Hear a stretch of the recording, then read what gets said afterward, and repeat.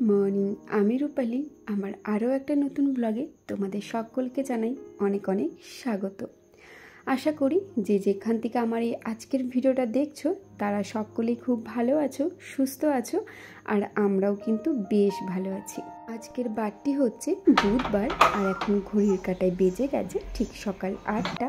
আর এখন থেকে তোমাদেরকে সাথে নিয়ে আমি আমার আজকের দিনটি শুরু করলাম। কালকে যখন রাতে শুতে যাই তখনই শাশুড়ি মাকে বলে দিয়েছিলাম পরের দিন যেন একটু দেরি করে ঘুম থেকে ওঠো। তার কারণ হচ্ছে আজকে আমাদের বাড়িতে রান্না বান্নার কোনো ঝামেলা নেই, কারণ আজ আমাদের একটা শ্রাদ্ধ বাড়ির নেমন্তন্ন আছে। ঘর শুদ্ধই আছে, তাই বাড়ির প্রত্যেকটা সদস্য যাব ভোজ খেতে। তাই রান্নাবান্নার যেহেতু ঝামেলা নেই, তাই কাজেরও সেভাবে কোনো ঝামেলা নেই। শুধুমাত্র বাসি কাজগুলো হয়ে গেলেই চুপটি করে নিশ্চিন্তে বসে থাকতে পারবো। তাই শাশুড়ি মাকে বললাম, যখন আজকে রান্নার কোনো হেডেক নেই তাহলে এত সকাল সকাল উঠে করবোটা কি। সকাল সকাল ওঠার তো একটাই কারণ তাড়াতাড়ি সমস্ত কাজ সময় মতো গুছিয়ে তারপরে রান্না বান্নাটা করতে হবে। তাই আর কি কালকে রাতে শুতে যাবার আগেই বলে দিয়েছিলাম যে কালকে একদমই সকাল সকাল ওঠো না, আর যদিও তুমি সকাল সকাল ওঠো আমি কিন্তু একদমই উঠবো না। প্রত্যেক দিন যেহেতু সকাল সকাল উঠতে হয়, তাই আর কি ভেবেছিলাম আজকে দেরিতে উঠবো। যাই হোক, রাতে যে ভাবনা নিয়ে শুতে গিয়েছিলাম সকালে কিন্তু ঠিক তাই করেছি। যাই হোক, তোমাদের সাথে গল্প করতে করতে দেখো পায়চারি করতে করতে আমার ব্রাশ করাটাও হয়ে গেছে। তো চলো এখন আর বেশি দেরি না করে সোনামায়ের যে কাপড় চোপড়গুলো আছে সেগুলো সার্ফ জলে ভেজে দিই। আর কালকে রাতে জানো তো অনেকগুলো কাপড় হয়েছিল, প্রায় 6 থেকে 7টা কাঁথা হয়েছিল, জামা প্যান্টও কিন্তু অনেকগুলো হয়েছিল। চলো বেশি বকবক না করে এক এক করে সমস্ত কাপড়গুলো ভিজে দিই। আর সোনামায়েরও কিন্তু ঘুম ভেঙে গেছে, কারণ সোনামা তো ওই 7:30 8টার দিকে ঘুম থেকে ওঠে। তাই আজকে যখন আমি ঘুম থেকে উঠেছি ঠিক সেই সময় সোনামাও উঠে গেছে। তবে দেরিতে ঘুম থেকে উঠে জানো তো অনেকটা আফসোস করছিলাম। সকাল সকাল ঘুম থেকে সোনামা ওঠার আগে যেহেতু আমার সমস্ত কাজবাজ হয়ে যায়, তাহলে সোনামাকে নিতে খুব একটা অসুবিধা হয় না। তবে আজকে যেহেতু মায়ের সাথে সাথে মেয়ে উঠে গেছে, মেয়ের আর কি দোষ বলো, আজকে মায়েরই ঘুমের সময়টা পরিবর্তন হয়ে গেছে। যাই হোক, চলো ঝটপট করে কাপড়গুলো কেচে দিই, তারপর আবার সোনামাকে কোলে নিয়ে বসে থাকতে হবে। আর আজকে ওর খাবার সময়টাও কিন্তু পরিবর্তন হয়ে গেছে। ওকে তো 8টা থেকে 8:30টার মধ্যে খাওয়াই, তবে আজকে দেখো অনেকটাই দেরি হয়ে গেছে। অনেকটা না, ওই 5 থেকে 10 মিনিটের মতো দেরি হয়েছে। তাই আজকে কি করেছিলাম বলো তো, অন্যদিন যেমন স্নান করার পর সোনামাকে খাওয়াই, তবে আজকে আর স্নান করিনি। কাপড় চোপড়গুলো কেচে নিয়েছিলাম, তারপরে ছাদে গিয়ে আমার শ্বশুরমশাই মেলে দিয়ে এসেছিলো। যেহেতু আমি আর মেলার সময় পাইনি, তো কাপড়গুলো কেচে আমি সোজা রুমগুলো এখন মুছে নেব, আর তারপরে সোনামাকেও খাইয়ে দেব। আমাকে বেশ কিছুজন কমেন্ট করেছে, তবে এই দুটো কমেন্ট যেহেতু সামনে পেলাম তাই এই দুটো কমেন্টই তোমাদের সাথে শেয়ার করলাম। আমাকে সায়রা বেগম বলে একজন বোনু আর খালিদা আক্তার বলে একজন বোনু কমেন্ট করেছে, দিদি ভাই সোনামাকে ভিডিওতে আর একটু বেশি দেখাও, কারণ আমার দেখতে ভালো লাগে। একজন বোনু বলেছে, দিদি ভাই তোমাকে আমার খুব ভালো লাগে, আর তোমার ভিডিওতে সোনামাকে বেশি করে দেখাবে। আচ্ছা বন্ধুরা, তোমরা যখন আমাকে আবদার করেছো আর সেই আবদার আমি রাখবো না, এটা কি কখনো হয়? অবশ্যই এবার থেকে তোমরা আমার ভিডিওতে সোনামাকে বেশি বেশি করে দেখতে পাবে। আসলে কি বলতো, সোনামাকে কি দেখাবো বুঝতে পারি না, তবে এবার থেকে আমিও ঠিক করেছি সোনামায়ের প্রত্যেকটা মুহূর্ত তোমাদের সাথে শেয়ার করব। আমার কাছেও যেন স্মৃতি হিসাবে সোনামায়ের প্রত্যেকটা মুহূর্ত ক্যামেরা বন্দি হয়ে থাকে। যাই হোক, এবার থেকে অবশ্যই তোমাদের আবদারগুলো রাখার চেষ্টা করব। তো দেখো, এদিকে যেহেতু আমার ঘরগুলো মোছা হয়ে গেছে, এখন সোনামাকে নিয়ে চলে এসেছি খাবার খাওয়ার জন্য, কারণ বললামই তো আজকে আর বেশি দেরি করিনি। দেখো আমার কিন্তু স্নান করাও হয়ে গেছে, আর আজকে মাথায় শ্যাম্পু দিয়েছিলাম, তো স্নান করে এখন আমি চলে এসেছি। আমাদের জীবনে কিন্তু আমরা কেউই পারফেক্ট নই, তবুও কি বলতো নিজের দিক থেকে আমরা পারফেক্ট হওয়ার চেষ্টা করি। সবাই যে সব কাজে পারদর্শী হবে এমনটা কিন্তু মানে নেই। তোমার মধ্যে যে গুণটা আছে সেই গুণটা যে আমার মধ্যেও থাকবে তারও কিন্তু কোনো মানে নেই। আসলে আমাকে অনেকেই জিজ্ঞেস করে যে দিদি ভাই তুমি ছোট বাচ্চা নিয়ে এত বাড়ির কাজকর্ম কি করে করো। মানছি তোমার শাশুড়ি মা তোমাকে অনেকটাই হেল্প করে, তবুও তো তোমাকেও করতে হয়।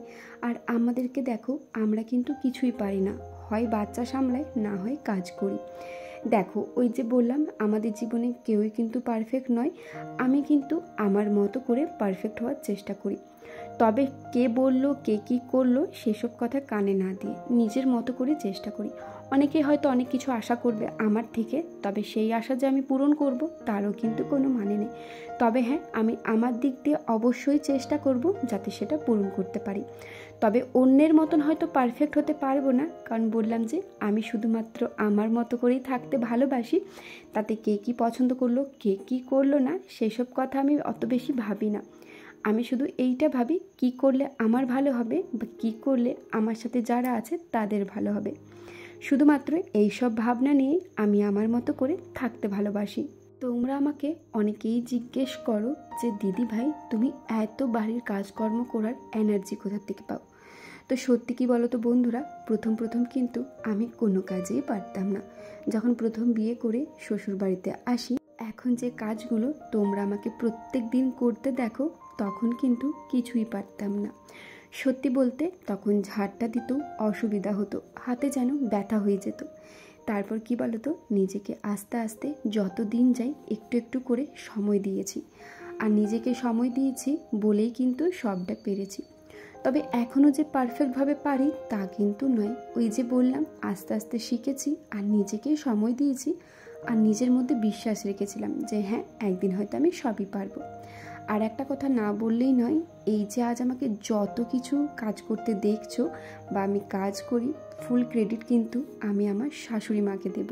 তোমরা হয়তো ভাবতেই পারো যে দিদি ভাই তুমি তোমার মাকে কেন ক্রেডিটটা দিলে না।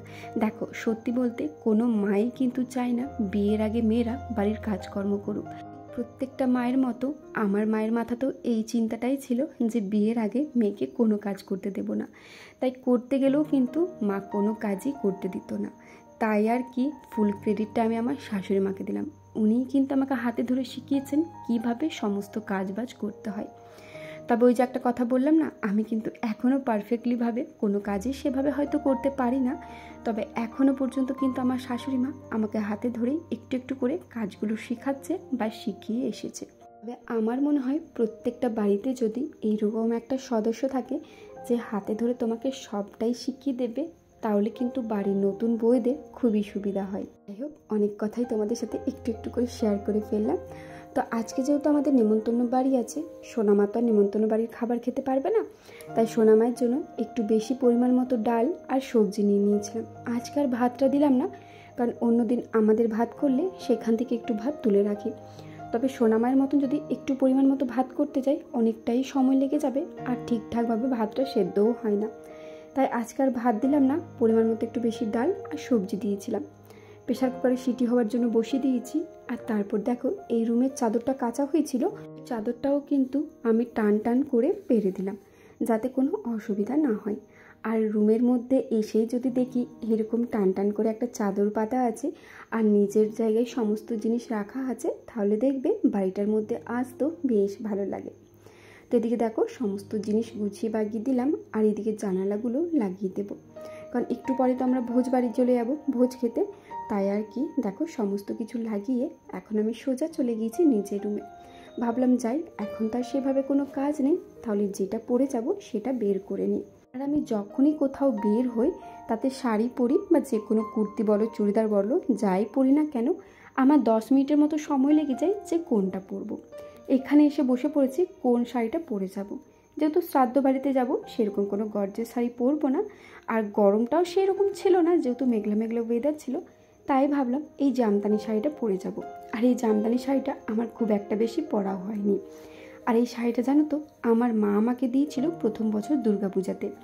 এই শাড়িটা দিয়েছিল আর একটা বালুচরি শাড়ি দিয়েছিল। যাই হোক, চলো শাড়ি তো বের করে নিলাম, একেবারে রেডি হয়ে তোমাদের সামনে চলে এলাম। রেডি হলাম বলতে শাড়িটা পরে নিয়েছিলাম, চুলটা ভালো করে বেঁধে মুখে একটু পাউডার মেখে নিয়েছিলাম, ব্যাস আর কিছু না।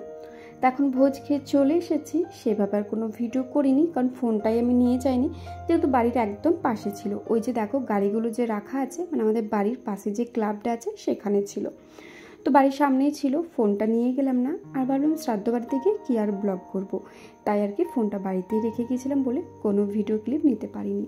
তখন ভোজ খেয়ে চলে এসেছি, সোনামাকে কোলে নিয়ে একটু দাঁড়িয়েছিলাম। আর আমরা যখন ভোজ খেতে গিয়েছিলাম, সোনামা তখন ছিল পিসি শাশুড়ির কাছে। তখন ভোজ খেয়ে এসে দেখো আমার শাড়ির মধ্যে যেহেতু একটা ভাত পড়ে গিয়েছিলো, তো তাই আর শাশুড়ি মাকে বললাম শাড়িটা একটু জল কাচা করে দাও। আমার যেহেতু আমার কোলে ছিল, আমি করতে পারবো না বলে শাশুড়িমা বলল দে আমি করে দিচ্ছি। তো এদিকে শাশুড়িমা দেখো শাড়িটা ভালো করে জল কাচা করে দিচ্ছে।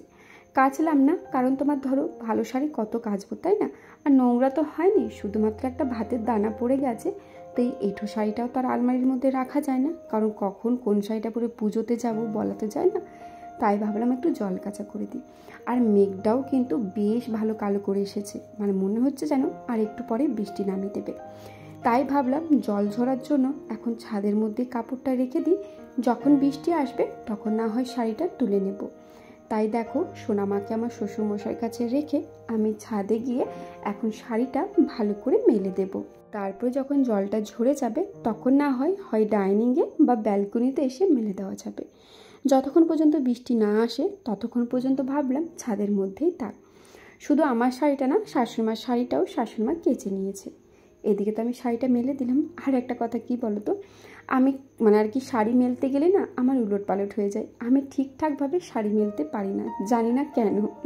যাই হোক, এদিকে আমার শাড়ি ব্লাউজ তারপর গামছা টামছা মেলে দিলাম। আর আমি না একটু গায়ে জল নিয়ে নিয়েছিলাম, কারণ একটু গরম করছিল। যাই হোক, এদিকে শাশুড়িমার শাড়িটাও মেলে দিই, চলো এখন নিচে চলে যাব। আর ভিডিও ক্লিপ নিতে পারিনি, কারণ এত পরিমাপে বৃষ্টি হয়েছে, কারেন্টই ছিল না। তাহলে আজকের ভিডিওটা এত দূরে রাখলাম, ভালো লেগে থাকলে অবশ্যই একটা কমেন্ট করে জানাবে। তো চলো আজকের মতো টাটা।